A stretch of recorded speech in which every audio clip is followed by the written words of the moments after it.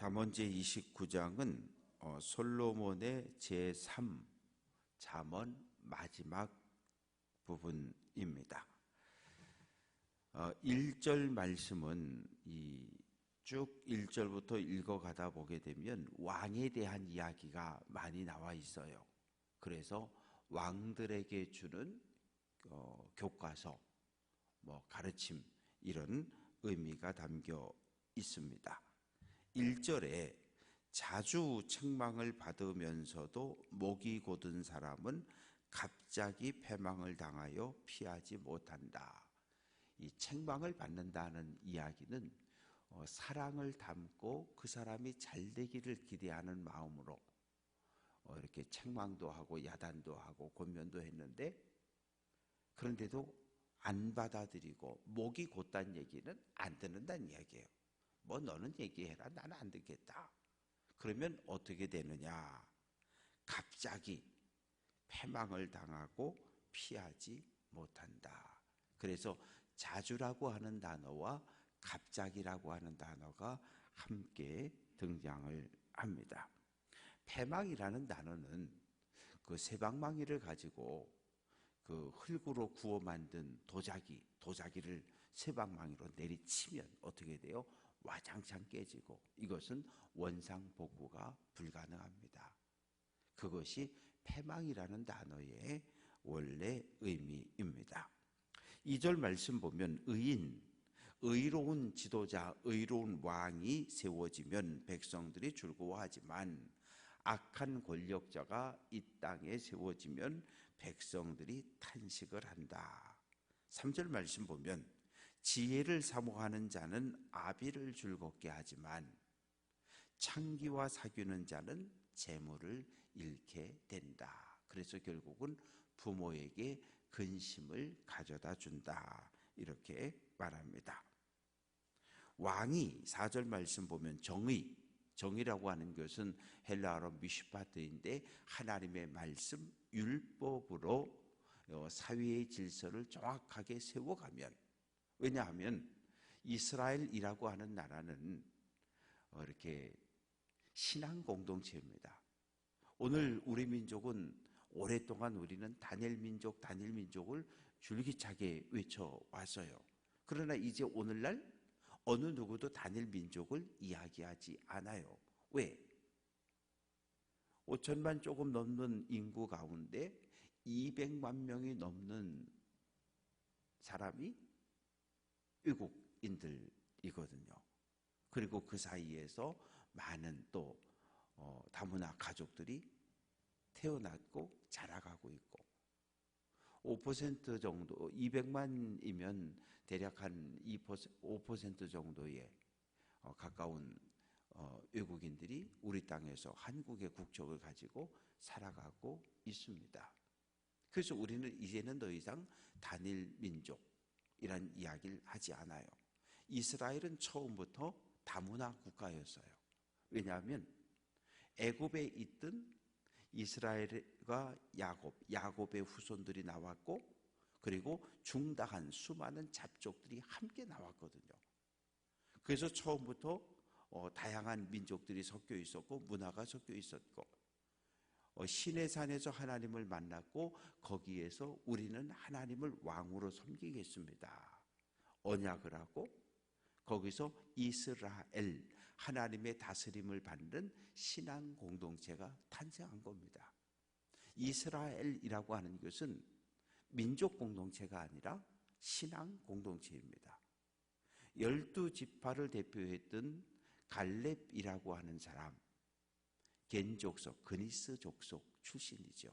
그런데 그가 시내산에서 하나님을 만나고, 그리고 유다 지파로 편입이 되어져서 유다 지파를 대표하는 정탐꾼이 되었고 지도자가 된 것을 볼 수 있습니다. 오늘날 우리 신앙 공동체, 교회 역시 철저한 신앙의 공동체입니다. 한 분 하나님을, 예수 그리스도를, 그리고 성령님을 우리 인생의 주인으로 모시고 살아가는 신앙의 공동체가 우리 교회 성도들의 모임인 것이죠. 그래서 왕은 하나님의 율법 말씀을 가지고 백성을 다스리고 백성을 다스리되 신앙의 본을 먼저 보여주어야 하는 거예요. 하나님이 어떤 분이라고 하는 것을 율법을 실천함으로 먼저 보여주는 사람이 왕입니다. 그래서 왕이 율법을 지키지 않고 따르지 않으면 그 사회는 무너져 버리는 거예요. 왜? 지도자들부터 부패하고 타락하고 썩어버린 그 사회는 결코 온전히 설 수가 없습니다. 이웃에게 아첨하는 것은 그의 발 앞에 그물을 치는 것이다. 아첨이라고 하는 것은 듣기에 아주 좋은 말이에요.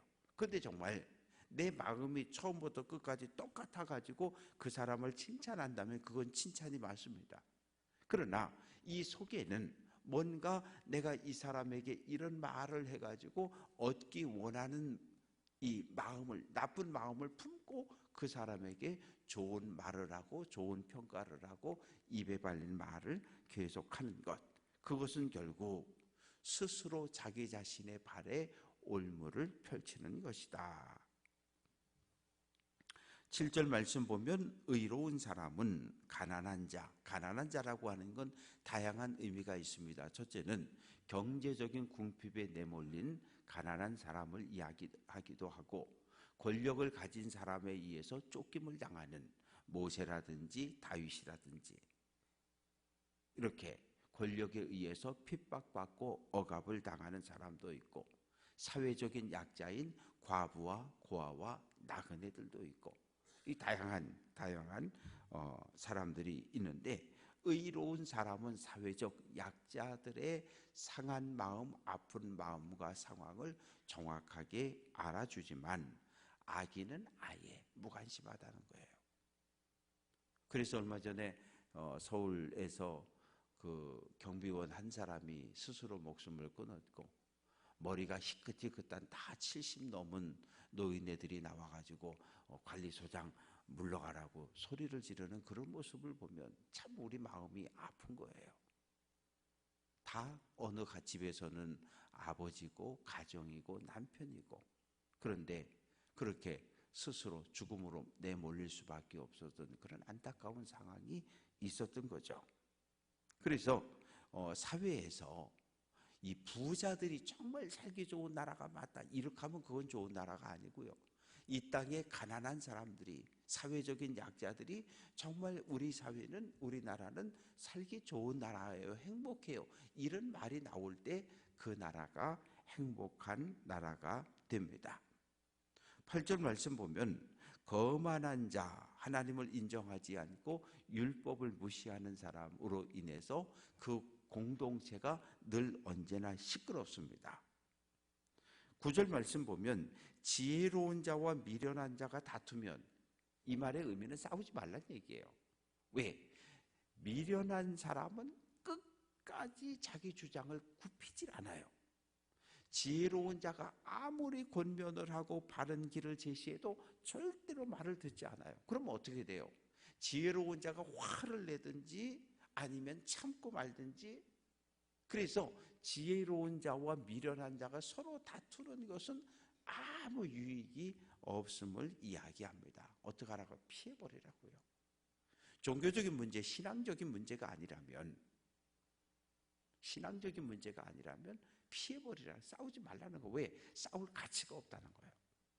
싸워서 다투어서 말을 안 들으니까 아예 처음부터 안 듣기로 작정한 사람, 그리고 오직 나만 옳다고 주장하는 사람이 미련한 사람의 특징이기 때문에 싸우지 말라고 이야기합니다. 피 흘리기 좋아하는 자, 살인자는 흠없는 사람을 미워하고 정직한 자의 생명을 찾는다. 11절, 어리석은 사람은 자기의 분노를 다 드러내요. 그냥 속에 있는 거 다 쏟아내요. 그리고 돌아가면서 속이 시원하다 그래요. 그러나 지혜로운 사람은 자기 속에 있는 감정을 억제하고 자제하고 상황에 따라서 꼭 필요한 말만 하는 사람이 지혜로운 사람입니다. 12절 말씀, 관원, 관리, 지도자가 거짓말을 들으면, 거짓말을 듣고 거짓을 행하고 이렇게 되면 그 밑에 있는 모든 사람들이 다 그 악한 영향을 받아서 모든 사람들이 거짓말을 따라가게 된다. 13절, 이 땅에는 가난한 사람, 포악한 사람, 포악이라고 하는 단어 속에는 불법 그리고 폭력 이런 것이 동반되어지는 단어입니다. 그러니까 이 세상엔 다양한 사람들이 살아간다는 거예요. 그런데 여호와께서는 그 모두의 눈에 빛을 주신다. 이것은 그 눈에 빛이 있다는 얘기는 생명이 있다는 얘기예요. 활력이 있다는 거예요. 몸이 아픈 사람, 마음에 근심이 가득한 사람의 눈빛은 힘이 없어요. 힘이 없어요. 그러나 건강한 사람, 삶의 의욕과 활력이 넘치는 사람의 눈빛은 언제나 바짝바짝한 거예요. 그래서 오늘 말씀에서 눈에 빛을 준다는 얘기는 하나님께서 가난한 사람도 포악한 사람도 이 땅에 있는 모든 사람들에게 해를 비추고 비를 내려주는 것처럼 생명을 주신다. 14절 말씀 보면 왕이 가난한 자를 성실하게 신원하면, 가난한 자, 사회적 약자의 억울함을 풀어주면 그 사회 질서가 바로 서게 되고, 15절 채찍과 꾸지람, 이건 뭐냐면 사람을, 자녀들을 훈육할 때 말로 안 되기 때문에 말과 채찍이 같이 동반됐던 거예요. 근데 요즘은 말로 이 학생들을 야단치는 거, 이것도 힘들어요. 그런데 거기다가 채찍, 매가 간다? 이건 뭐 그냥 곧바로 112에다가 경찰에 신고해서 경찰이 오고 난리가 나는 거예요. 그러니까 이게 지금 어떻게 보면 이론적으로는 맞는 말이에요. 말로도 책망해야 되지만 때로는 채찍으로도 책망을 해야 된다. 그 이야기를 하고 있는데 오늘 우리 사회에서 이거 적용할 수 없어. 이거 적용하면 큰일 나요.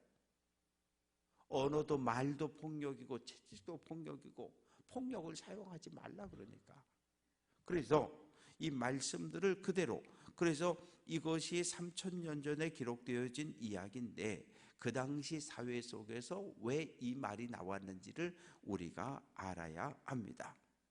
왜 이런 말이 나왔냐 하면 15절 중간에 임의로 행하게 버려둔 자식은 어미를 욕되게 한다.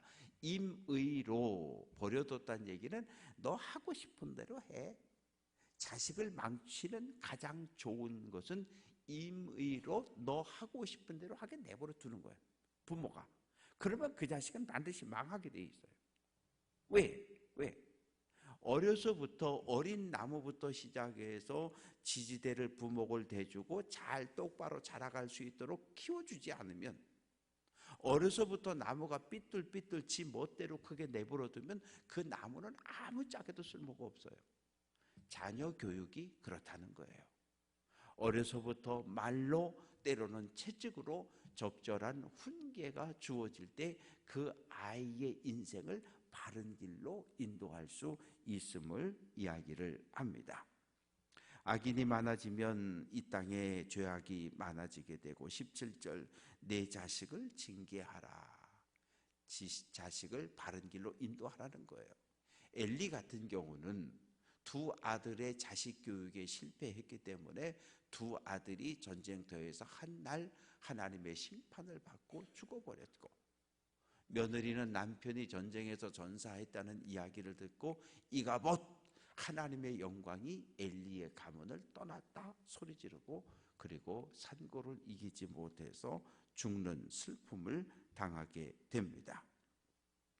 18절 묵시가 없으면, 이 묵시라고 하는 단어는 하나님께 받은 말씀을 이야기를 합니다.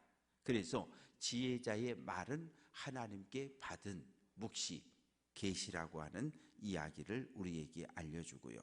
그래서 하나님의 말씀을 따라 사는 사람이 복이 있다. 19절과 21절은 종들에 대한 이야기인데, 종은 말로만 하면 고치지 않는다. 21절 종을 어렸을 때부터 곱게 양육하면 그가 나중에는 자식인 채 한다. 이게 무슨 의미인가 하면 종은 종으로 대해야 된다는 거죠. 주인이 있고 종이 있었고 종은 주인의 말에 절대 순종입니다. 그런데 신임을 얻는 종은 그 아브라함이 나중에 뭐라 그래요? 하나님 자식을 안 주시니 천상 저 신실한 종 엘리에셀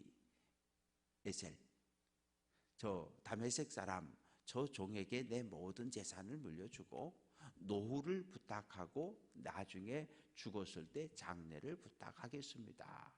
그렇게 이야기하잖아요. 로마 시대도 그랬습니다.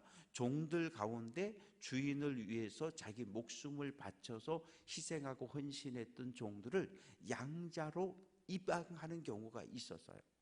양자로 입양되는 그 순간 아들과 동일한 유산을 받을 수 있고 지위를 얻게 되는 겁니다.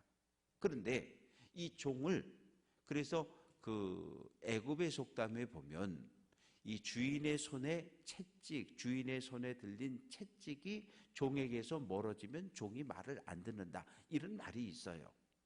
그래서 종은 주인의 말에 절대 복종하도록 훈련이 되어져야 하는데 이 어려서부터 그저 종을 귀엽다 잘한다 이렇게 크도록 내버려 두면 나중에 자기가 양자인 줄 알고 함부로 말하고 행동한다. 이런 의미입니다.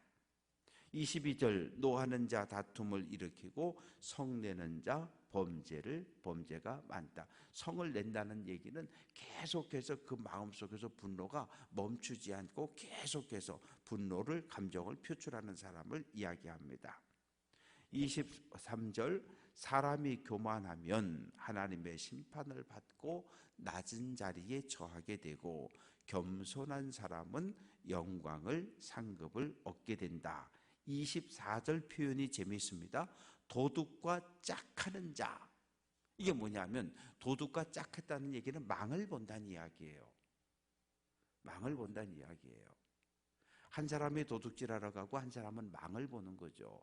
얼마 전에도 보니까 저기 뭐 아들이 도둑질하러 가고 엄마가 망을 봤는지 하여튼 그래서 걸렸던 이야기가 나와 있는데 도둑과 짝하는 자는 자기 영혼을 미워하는 사람이다. 친구가, 부모가, 남편이, 아내가 도둑질을 하면 어떻게 해야 돼요? 가장 가까운 관계, 부부관계잖아요. 돕는 관계잖아요. 그런데 부부가 서로 돕는다고 말할 때 이 돕는다는 반대하며 돕는다는 거예요. 하나님의 말씀대로 거룩한 삶을 살아가도록 반대하며 돕는 게 정말 도와주는 거예요. 남편이 여보 담 넘어갔다 올게요. 망 잘 봐? 그거 아니에요. 안 돼! 끌어내림으로써 그게 도와주는 거거든요. 25절 사람을 두려워하면 올무에 걸리지만 하나님을 의지하는 자는 안전하다. 26절 주권자 왕에게 뭔가 좀 나에게 은혜를 진급을 승진을 부탁하고 구하는 사람들이 많이 있지만 사람의 일의 마지막은 하나님의 손에 달려있다. 27절 불의한 자는 의인에게 미움받고 바르게 행하는 자는 악인에게 미움을 받는다. 오늘 말씀을 정리해 봅니다. 왕은 관리는 백성을 지도하는 위치입니다. 왕이 가진 권력이라고 하는 것은 하나님께로부터 위탁받은 거예요. 하나님께서 내게 권력을 맡겨주신 거예요. 뭐 하라고? 하나님의 뜻에 맞게 나라를 백성을 평안으로 이끌어 가라고. 그런데 그 말에 하나님의 뜻에 순종하는 왕은 신실하고 충성된 왕이지만 내가 왕이니까 내 마음대로 하겠다 가시나무처럼 그런 마음을 가지고 백성을 힘겹게 하고 불안하게 하고 공포에 몰아넣는 것은 악한 왕입니다. 의로운 사람은 하나님을 경외하고 하나님의 율법을 따라 살며 사회적인 약자들의 아픈 이야기를 잘 들어주는 사람이 의로운 사람이지만 악인은 주변 모든 사람들을 고통으로 몰아내고 틈만 주어지면 사회적 약자들을 고통과 괴로움 속으로 착취하고 억압하는 악한 사람들입니다.